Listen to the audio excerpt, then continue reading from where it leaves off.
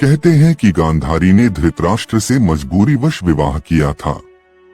इसका कारण भीष्म थे। गांधारी के पुत्रों को कौरव पुत्र कहा गया, लेकिन उनमें से एक भी कौरव वंशी नहीं था। मित्रों, वीडियो पर अंत तक बने रहे और कहानी को गौर से सुनिएगा और चैनल को सब्सक्राइब कर लीजिएगा। तो चलिए कहानी को शुरू करते हैं। धृतराष्ट्र और गांधारी के 99 पुत्र और एक पुत्री थीं जिन्हें कौरव कहा जाता था।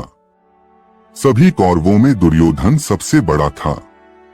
गांधारी जब गर्भवती थी तब धृतराष्ट्र ने एक दासी के साथ सहवास किया था, जिसके चलते युयुत्सु नामक पुत्र का जन्म हुआ। इस तरह कौरव 100 हो गए। युयुत्सु एन वक्त पर कौरवों की सेना को छोड़कर पांडवों की सेना में शामिल हो गया था। गांधारी ने वेदव्यास से पुत्रवती होने का वरदान प्राप्त कर किया। गर्भ धारण कर लेने के पश्चात भी 2 वर्ष व्यतीत हो गए, किंतु गांधारी के कोई भी संतान उत्पन्न नहीं हुई। इस पर क्रोधवश गांधारी ने अपने पेट पर जोर से मुक्के का प्रहार किया, जिससे उसका गर्भ गिर गया।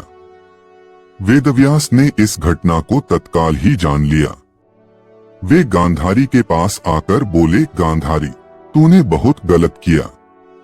मेरा दिया हुआ वर कभी मिथ्या नहीं जाता। अब तुम शीघ्र ही 100 कुंड तैयार करवाओ और उनमें घृत घी भरवा दो।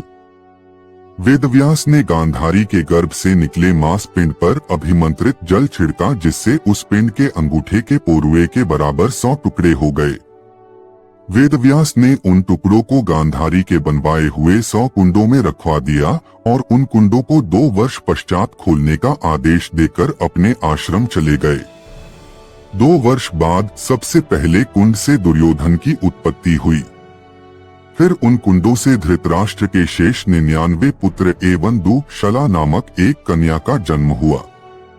कौरव क्यों नहीं थे कौरव? शांतनु और गंगा से उत्पन्न पुत्र को देवव्रत कहा जाता है। इस देवव्रत ने जब आजीवन ब्रह्मचर्य रहने की प्रतिज्ञा ले ली तब उन्हें भीष्म कहा जाने लगा। यह तो सभी जानते हैं कि इस प्रतिज्ञा के पीछे शांतनु की दूसरी पत्नी निषाद कन्या सत्यवती का हाथ था। सत्यवती चाहती थी कि उसके ही पुत्र राजगद्दी पर बैठे।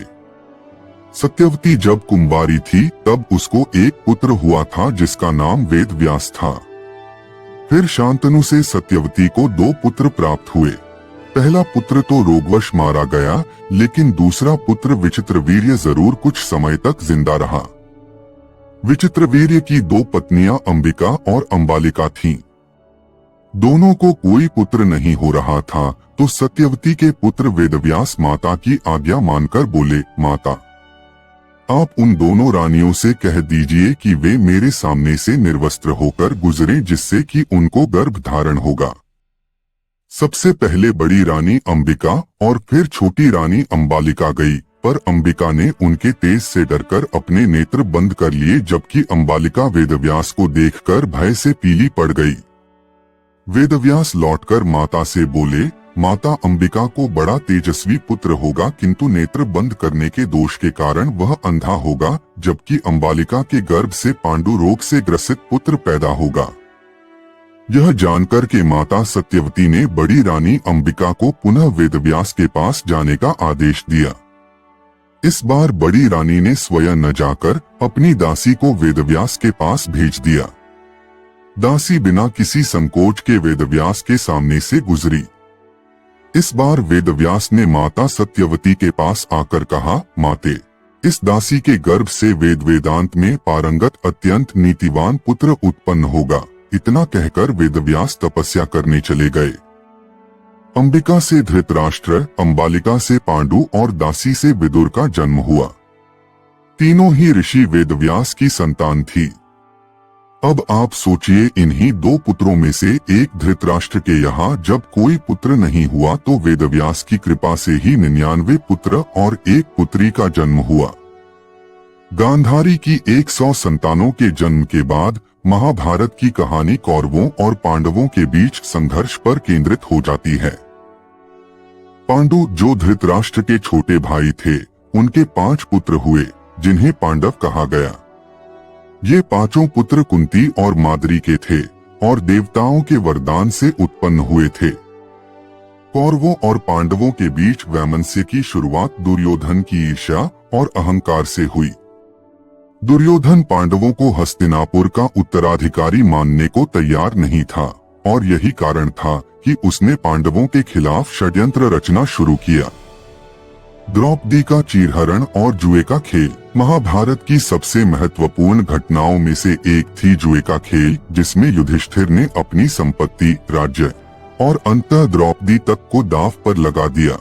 हारने के बाद दुर्योधन और उसके भाइयों ने द्रौपदी का चीरहरण करने की कोशिश की, लेकिन भगवान कृष्ण ने उनकी लाज बचाई।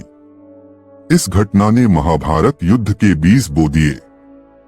महाभारत युद्ध। महाभारत का युद्ध कुरुक्षेत्र में लड़ा गया, जिसमें पांडवों और कौरवों के बीच 18 दिनों तक भीषण युद्ध हुआ।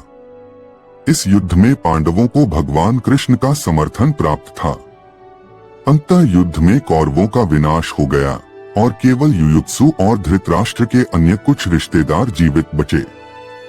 महाभारत का संदेश। महाभारत केवल युद्ध की कहानी नहीं है, बल्कि यह धर्म, कर्म, सत्य और मानवीय मूल्यों की गहराई से व्याख्या करती है।